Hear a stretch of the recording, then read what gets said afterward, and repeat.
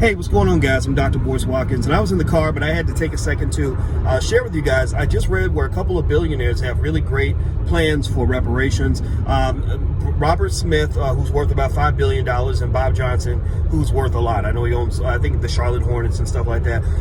Both of these guys have been talking about these important issues, and I think it's great. We've been talking about this stuff for years, and as a finance PhD, I've always believed, to the core of my heart, that not understanding economics and not being on top of our investing game has been the one thing that's kind of slowed us down in terms of making progress toward liberation. Now, I'm going to put some ideas out there for you to consider so that we know how to process this information and really take advantage of these opportunities. So here it goes. Give me the next 90 seconds of your time, and I'm going to give you something that you could walk away with. Number one, our people need powernomics-based education. A lot of our kids go to college and they learn business administration and business management, but they don't know how to start a business. You can't have business in your community if you don't have people that are starting businesses in the community.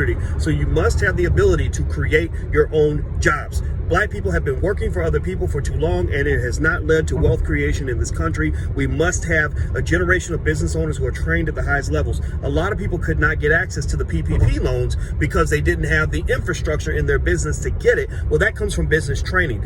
Second of all, when you talk about banks and businesses coming into the community, Robert Smith talked about that. I loved what he said, and I agree with him 100%. We need to capitalize community banks that can make loans to business owners and homeowners in those communities. That has been lacking for far too long. But here's what I want, though. I don't want to see a bunch of white businesses coming into black neighborhoods. We already got that. We already have a bunch of businesses from other communities coming into our neighborhoods, coming in for a money grab, sucking up all the cash, taking in all the consumer spending power, sucking up that 1.3 trillion like a vacuum cleaner and running off with a bag of money, and then the community's left depleted. No, we need the business owners in our community to be trained to run quality businesses. They also need to be given access to tens of thousands, hundreds of thousands, and eventually millions of dollars of capital individually, so they can go and start businesses and build teams and run the companies that are going to run our communities and create those jobs. We're not here to go work for other people. We've already done the servitude thing. That has not worked out well for us. Also, when you talk about driving this car, the last piece of this is a deeper educational piece.